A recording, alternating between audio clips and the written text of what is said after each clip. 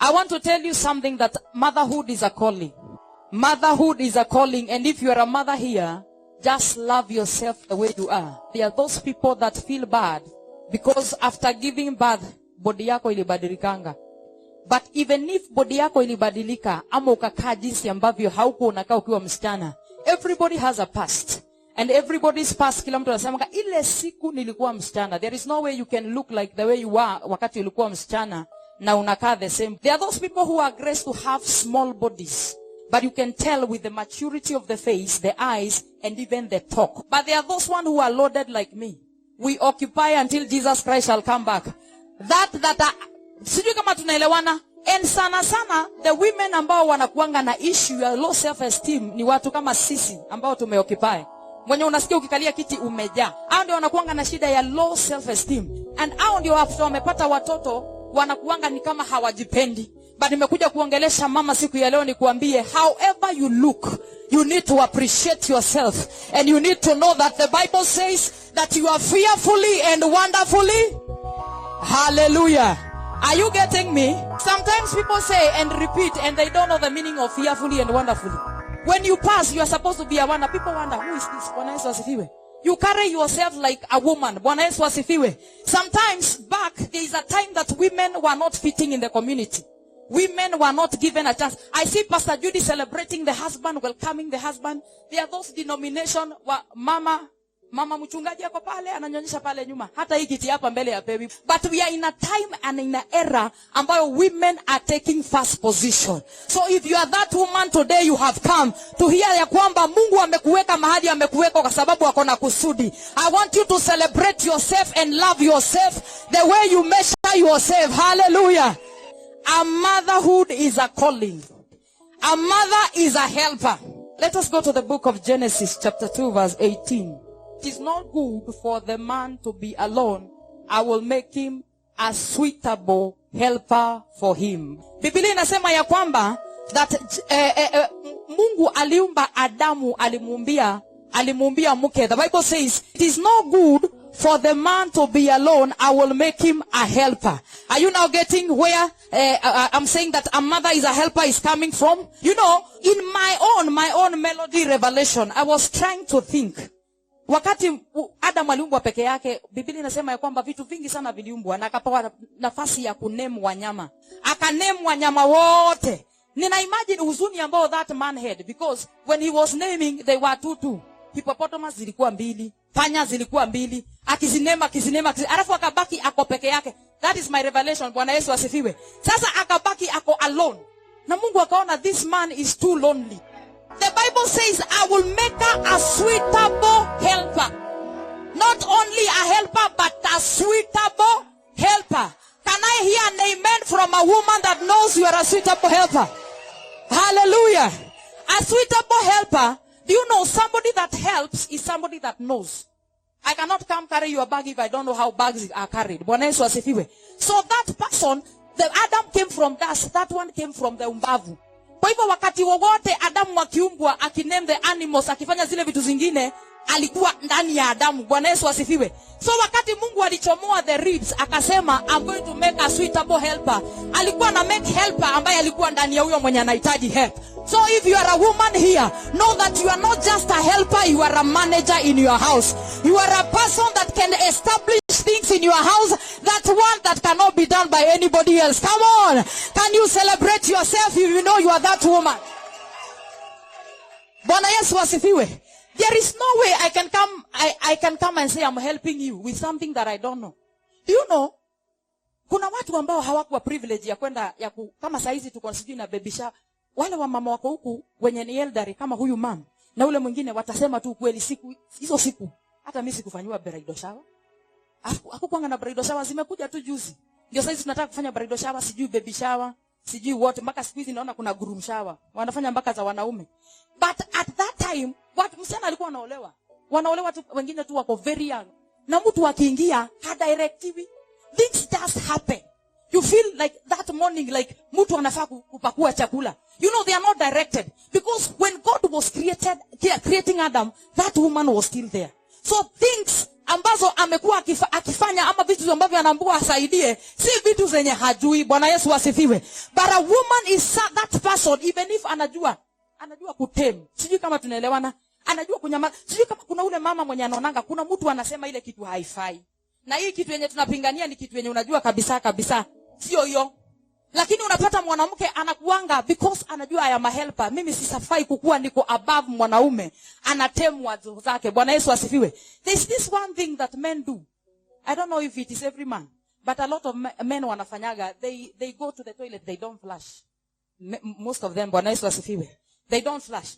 You will find this woman is not that person that will shout and say, this one does not flush the toilet. They go after... They flash. Bwana Yesu asifiwe. And then with order. Anaanza kumpamba akimwambia, unajua dadi, ukisikia kuna mama ameweza kusema dadi, ujue ni kubaya. Unajua dadi sasa, ukienda, ukifanya, asemi directly. Sijui kama tunaelewana. A helper ni mtu mwenye understand a man from the inside. Bwana Yesu asifiwe. And that is why you are brought out from the rib. Can you celebrate yourself if you know that you are a helper? In the mighty name of Jesus Christ. A woman and a mother is a legal entry or a gateway. A gateway to the earth. Bwana Yesu asifiwe. Mama ni entry ya mtu yoyote kuja ulimwengu. Bwana Yesu asifiwe. Even before anything else was created. Because the Bible says God created Adam. And then after create Adam, akatoanga sasa umbavu ule wa Eve. Bwana Yesu asifiwe. And then from there, Mungu ndio alipatia Adam mke. Sijui kama tunaelewana. Yeye ndio alitoa akampatia mke. But from there, the Bible says, whoever findeth. So it is the work now of a man to find. Bwana Yesu asifiwe. After kila kitu iliharakana huko kwa Adam. But Biblia inasema ya kwamba whoever findeth. Not whoever I will bring the wife to. Whoever findeth a wife findeth a good thing. And obtain what? Favor from God. So there is this position that we find ourselves, or we find our fathers, or we find men that they have money. Sijui kama ushaona chali ambaye ako tu na do. Ako na do na ni chali. Lakini hizo pesa hakuna kenye zinafanyaga. Sijui kama tunaelewana. Kuna wamama wako huku na wako na sans. Mtoto tu wako tu na neema. Ako na neema ya pesa, but hizo pesa anaguzanga na hazifanyi kitu. But ile siku tu ataoa. That is why I'm telling you, you are a manager. Ile siku tu ataoa, vitu zinakuwa lined. So the Bible says that woman that you findeth, if you findeth a wife, you find a good thing. That favor that you are looking for. Kuna watu wanakuanga ni waimbaji, unasikia mtu anaimba nyimbo tu zimekauka. Ile siku tu ataoa mke, na mke haimbi, mke akiimba yeye akiwa yako si. Anaimba off, lakini just because of finding favor, everything turns around. Bwana Yesu asifiwe. Have you ever find a church that there is no mother? There are those churches that you find a young man is a pastor, is anointed, is called to preach, but there is nobody who can be there like aitwe mama. Ile siku kutaingia tu mtu anaitwa mama. Kuna kuanga tu na kikitu wa mama tuko nayo tu inafanyanga mpaka mtu mwenye alikuwa amegasha anagashoka. Wenye hawelewi Kiebrania na maanisha ule mtu mwenye anakaa amechakaa unapata tu amepata mwangaza. Bwana Yesu asifiwe. Kwa sababu we carry that grace. Hallelujah. Hallelujah. Can you celebrate your mother even in Chicago, wherever she is? Hey! Job chapter 14 verse 1. I said that mother is a legal entry or a legal gateway to the earth. That is why I'm telling you to read the book of Job 14 verse 1 that says, a man born of woman. Utendelee uko kwingine ndugu yangu. Adam named her woman because unajua Adam alipoamuka after tu amegutuka. Na ndio maana nawaambia we are fearfully and wonderfully made. Alipogutuka alionaga Eve akasema wow. Bwana Yesu asifiwe. Akasema wow. Aliposema wow, akasema my woman. I'm going to name her woman because she came out of my rib. Bwana Yesu asifiwe. Woman. Woman is a man with a womb. Are you getting me? A man with a... And that is why Adam angekaa peke yake because angeproduce. Hakuwa na womb. Bwana Yesu asifiwe. Mother is a carrier of food. Sisi ndio tunakuanga chakula cha mtoto for the first 6 months. We change because whatever we are carrying, it is very important. Do you know a woman can carry a child for 9 months na ni kiwete? kiwete. Ushaiona mama mwenye hana miguu na akona mimba na atajifungua? Wewe ambao uko hapa na unaelewa wewe ni mwanamke ushaienda labor ward. Imagine laboring. There are those people who labor for 12 hours. Yeye tu akiwa vile yako ana labor for 12 hours. A woman without a hand can carry a child in her womb na deliver normally after 9 months. That is the power of a woman. After delivering after 9 months, she nurse. Sijui kama tunaelewana. A woman is the only person that cannot leave her child. Ukiona mwanamke ameenda mahali ameacha watoto wake, it is a pressure of a man. Amefikisha mpaka mahali ameambiwa nitakupeleka polisi. But ukiona mwanamke mwenye ameacha mtoto, na ndio maana Biblia inatufananishaga saa zile Mungu anasema, jinsi ambavyo mwanamke anaweza acha mtoto, mimi siwezi. Kwa sababu anajua mwanamke haezi acha mtoto. Bwana Yesu asifiwe. That is a product of a mother. Bwana Yesu asifiwe. If you are that woman, can you celebrate Jesus? Celebrate Jesus. She's also a mother of nation. A woman or a mother is a mother of nation. Genesis 3:20. The man called his wife named Eve because she was the mother of all living. She is the mother of all living. Bwana Yesu asifiwe. When we are saying we are mother of all living, it is not just our children that we take care of. A woman can take care of a neighbor's child. When the Bible says you are a mother of nation, it is not because you have born from your womb. That is the problem ambao watu wanashangaa. Unasikia mtu akisema, oh, unajieka kwa cocoon because you cannot give birth. Bwana Yesu asifiwe. A woman, your womb, apart from me ambao tunanga ikitoka, womb yako iko kwa mind na iko kwa spirit. That is why you see a woman that cannot give birth, but she can take care of a child more than a man can take care of a child. Are you understanding me? Because that grace is within us. Bwana Yesu asifiwe. That grace is within us. That is why we are calling her a mother of nation. Look at your neighbor, tell your neighbor, please treat me well before you know me now. Muangalia muambie, thank God you know me before I became famous. You don't know your tomorrow. You might not have a mother that gave birth to you. Bwana Yesu asifiwe. But there is somebody that took care of you. Are we understanding each other? There is somebody that took care of you. If you go to the story of Moses, mama yake ali give birth. Akampa. Sio kama tule. Jochebed was a very serious woman. Wakati watoto wanakatakatwa, alipeleka wake na akamwekelea kwa mtoni na akamwachilia. Na akamwambia Mariam, can you go? Uchungulie tu kama kimamba kitachokea kikule mtoto uscream. Na mtoto alipoenda akaangalia akaona kikapu ikafika kwa princess. Ilipofika kwa princess, hiyo ndio ilikuwa transition yake kutoka kwa mama wa birth mpaka akapelekwa kwa mentor wake. Even if you don't have your mother, there is somebody that took from your mother to make you the person that you are today. Can you celebrate them in absentia? Celebrate them in absentia. Celebrate them in the mighty name of Jesus Christ. Hey, to some people, women are baby making machine.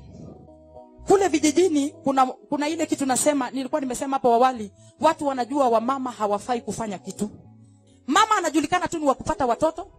After kupata watoto ajengee kwa nyumba kake kwa pali pembeni kando, and then kuletwe mama mwingine mwenye atakuwa ni fresh apate kizazi kingine. Kuna watu ambao wanabeba wamama kama baby making machine.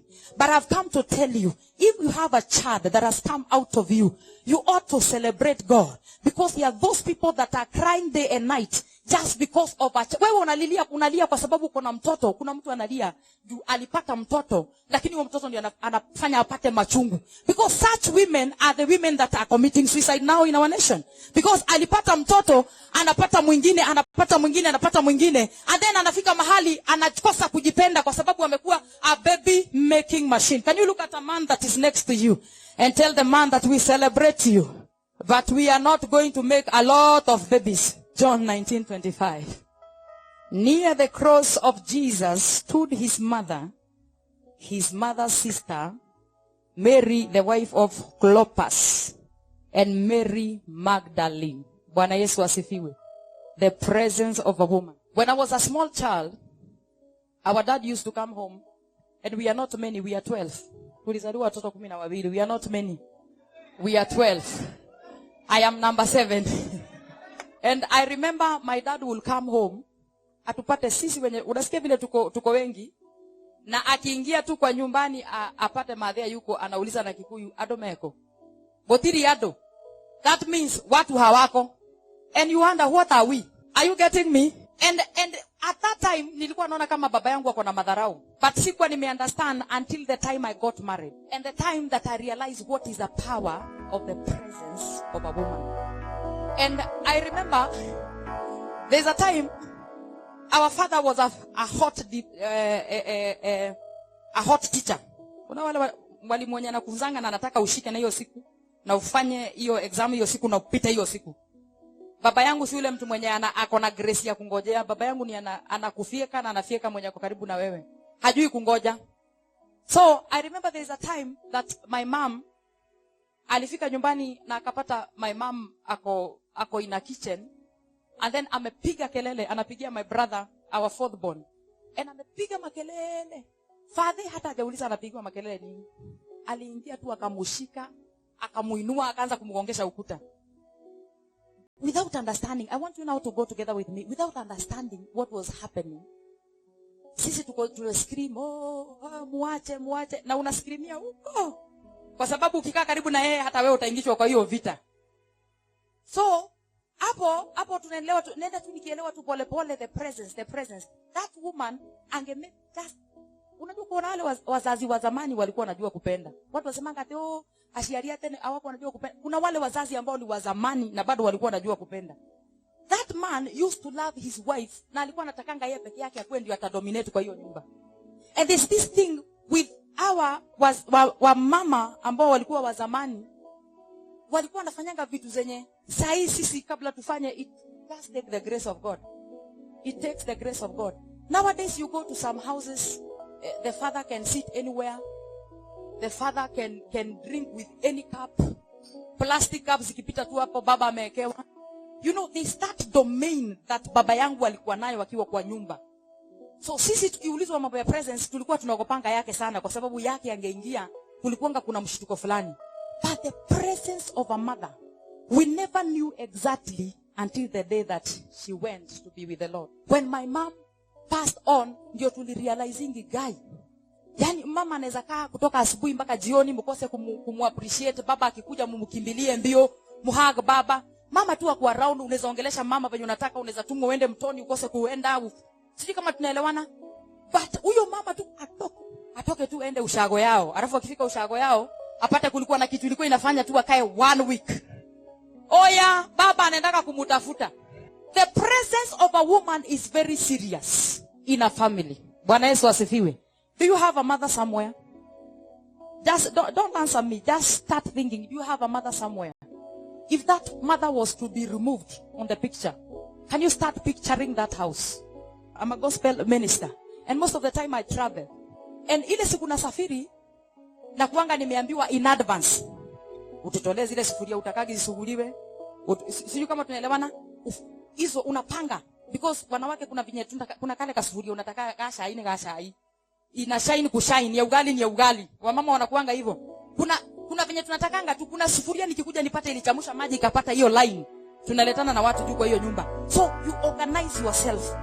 Kama najua ninaenda sasa kama saizi ninaenda July. Juni yote inakuanga ya kupanga. Ninawaambia this non-stickable sufuria ndio mtatumia. Hivi ndio mtafanya. Sijui kama tunaelewana.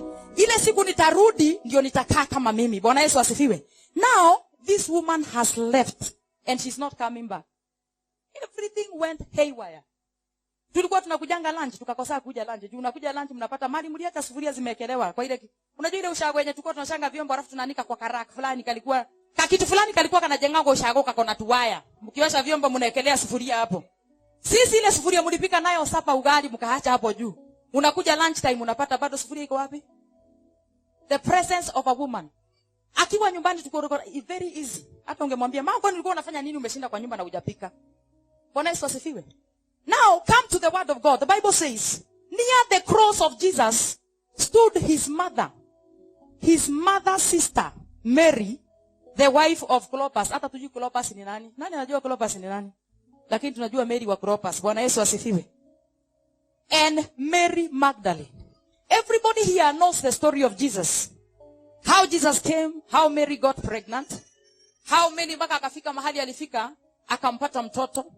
Hiyo story yote unaijua. But I want you to understand something. The Bible says, near the cross of Jesus. Bwana Yesu asifiwe. Near the cross of Jesus stood his mother. Mother. I want you to understand mother. Where was Joseph? I know man of God amesoma Biblia vizuri, he's a doctor. And nini zingine zinasema ya kwamba Joseph at that time he was not there. But there was a father figure somewhere. Kulikuwa na father figure somewhere. But alipofungua mwenye alikuwa amesimama hapo alikuwa ni mother.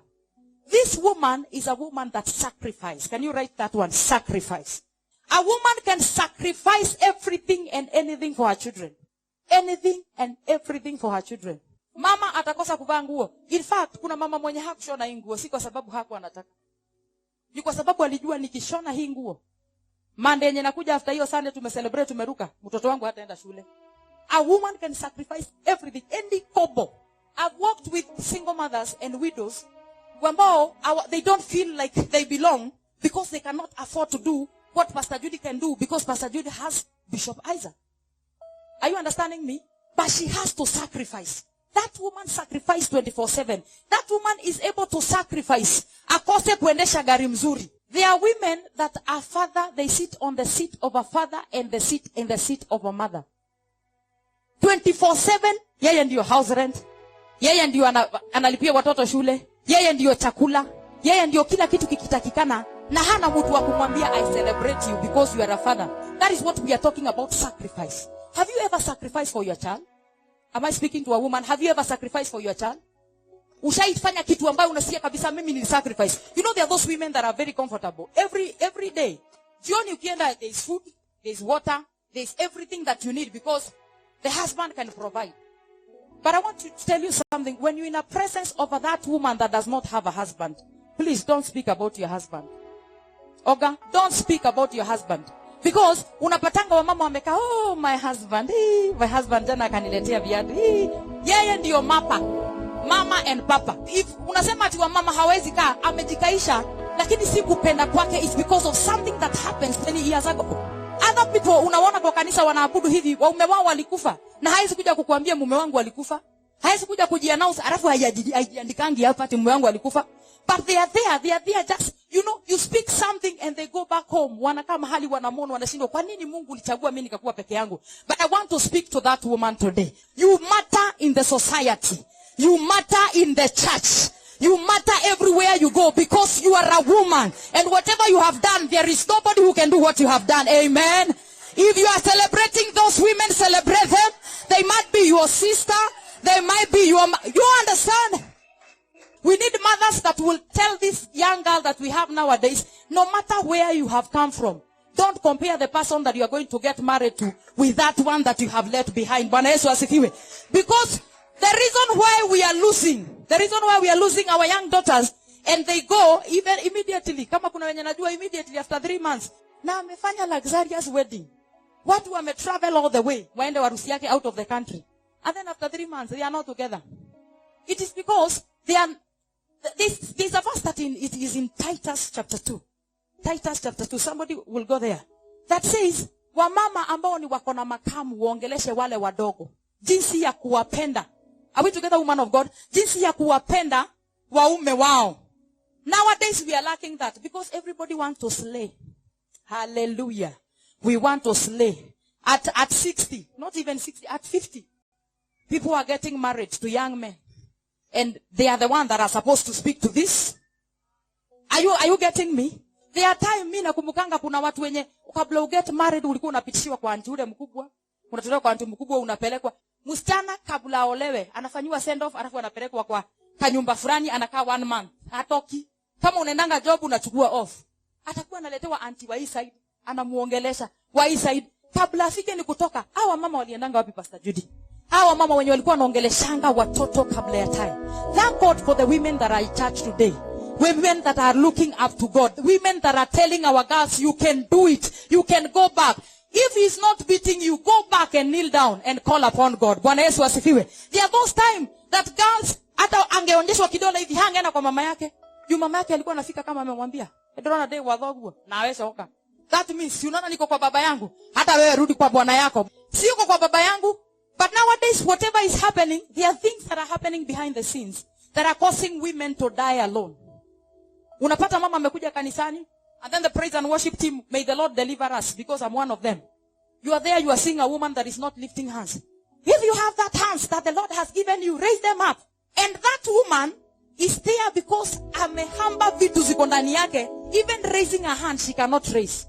And then you find when you go to that women fellowship, whatever you are speaking is not favoring this woman.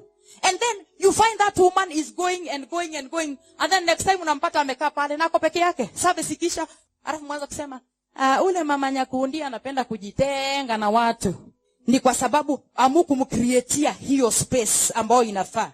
If you have somebody that is your friend, that is a widow or somebody that is a single mother, they are not mentioned nowadays in churches. If you are a single or a friend that is a widow, kindly embrace them like other women. Let them not be competition to you. Let them not be competition. Look at your neighbor and tell your neighbor, I will love you no matter what. Are you talking to your neighbor? Tell your neighbor, I will love you no matter what. If you're a young man, be careful, that word is very serious. Godly women, they deal with disappointments very, very well. You know, most mothers, the breaking point of every woman, it is when she can't reach or do something to help her children. You say people, they break down because a woman, if you want to know when a woman anakuanga amefika mwisho ni saa zile anaona kabisa I cannot help my child. When a woman has a son in the jail, that woman anafikanga mahali alikuwa mnono kama mimi anakonda anakuwa 1 GB. Si kwa sababu akuli anakula. But the fact of knowing that I cannot bring my son out of that jail, that is what eats a woman up.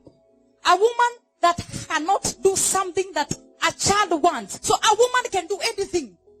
Anything. Because ataki your disappointment ifikie mtoto wake. So a woman is ready to take any disappointment for the sake of a child. To some, the way you nurture pregnancy. Ukipata mimba, the way we nurture pregnancy, it is how we nurture our troubles. We nurture it from inside. We don't talk. Until it show up. That is where now we come to tell people this was happening. Unapata saa zile kitu inalipuka, ndio hiyo kitu. Una nurture from inside. There's somebody that gave a story of a donkey. I don't know if mnajua your story. Mtu alikuwa na donkey, akaenda donkey yake ikaanguka kwa shimo, and it was a serious shimo. Ilipoanguka ndani, ule mtu akaangalia, akacontemplate, akaona hii kitu siwezi ivuta. Najua haikuwa na kamba ati nitavuta. Badala tu nivute na ililia hapo ikufie njani, afadhali nifunike ikufe mara moja. So that man akaanza kurusha mchanga. Akirusha mchanga, ile donkey ilikuwa inajishake, inasimama juu ya mchanga. Anaendelea kurusha, inajishake until the place ambayo ilifika juu, donkey ikatoka ikaenda. To some of us, you have to shake. Bwana Yesu asifiwe. If trouble comes as a woman, you have to shake and come out. Don't look at another woman like she's a picture. You know, sometimes as ministers, we don't take other women, especially us. Sisi ndio tunakuanga tuko na hiyo shida sana wenye tunasimama hapa mbele. Wenye wanakuanga huko wakuosha choo hatuwachukuli kama wale watu wengine. I want you to understand that anybody that is a woman and is having the power that God has given us, it doesn't matter which area that you work, you are very important. You are very important. If you are here, you can sing. Usidharau mtu mwenye anafagia kanisa. If you are unafagia kanisa, usidharau mwenye anafagia choo. Because we were created differently, but we cannot do without each other. Women, let me tell you something. Friends are like part of your body. There is one hand. This hand cannot operate without this hand. There are organs that are inside here. You know, the body of Christ are like that organs. Kuna organs ziko tu kundani ukiambiwa uname, hauwezi weza kuname. Lakini hizo organs moja ikimiss, unapelekwa Kenyatta tunakuja kukuona ukiwa umeadmitiwa. There are friends who are like faces. You know face, you wake up very early in the morning, you put on your lipstick, you draw your eyebrows, you chomoka. Bwana Yesu asifiwe. There are friends that are there, like they want to appear in everything. But there are friends that are like another part that I will not mention, that people run away. But you understand that part is very serious in a human body. Do you know that? Unajua, nikwambie tu kweli, leo ziende wiki 2 tunakupeleka Kenyatta. Unakuwa admitted, unaoperatiwa. That means that organ in your body is that important. There are people in the body of Christ that are like that organ. You know, there are those people, Pastor Judy, that will come atoe tu kikitu alafu ukiondoka useme gani huyu amesema nini gani. Unajua kuna wale wamama hawajui kuongea, mtu aongee tu. But usimchukue umbebe na uzito kwa sababu ameongea hivyo. Alafu uone kuna ule mwingine anaweza mpatia microphone aongee vizuri juu. Huyo mwenye anaongea hivyo kuna kitu important sana anafanya kwa kanisa ambao hakuna mtu mwingine anaweza akafanya. Bwana Yesu asifiwe. Appreciate yourself in a position that you are in church. No matter what people say about their children, they believe in their children. No matter what people say. Teachers, walimu nyinyi ni kama wamama. Because we are teachers. Sisi ndio tunaanza na watoto wetu kama nini. Walimu, however, I will take my child to school, however she will come. Don't speak to her and tell her things that will not build her life or his life. Wazazi, wanakuanga na ile roho mzuri ya kupeleka mtoto shuleni, alafu mtoto akija jioni anamwambia mwalimu alisema mimi ni mjinga. And you know a woman is this person, mtoto wako ni number 49 out of 50. Anakuja unamcheka. Daddy, wewe ni number 2 kutoka chini. Kutoka huko chini wewe ni number 2. Si ile kutolea mtoto macho. Ona umefika number 49, that is a woman. A father can do that and slap because unajua ile hasira ya baba nyingine serious. But for a woman, she celebrates a child even if she's failing. Sijui kama tunaelewana. Msichana akipata mimi anamwambia, "Msichana wako, wacha aende university asikia degree, baba ndio yako hapa tu." Sijui kama tunaelewana. Baba anatakanga mtoto saa zile ni mtoto. Wamama wengi wenye wako na watoto disabled wenye nasikianga wanafichangwa, hawafichangi juu wanataka. It's because the husband said, "If upeleke mtoto nje tutaachana na wewe." Kwa familia yetu hakuna mtoto mwenye anakaa hivi. So unapatanga mtu ameficha mtoto, it's not because she's willing to do that.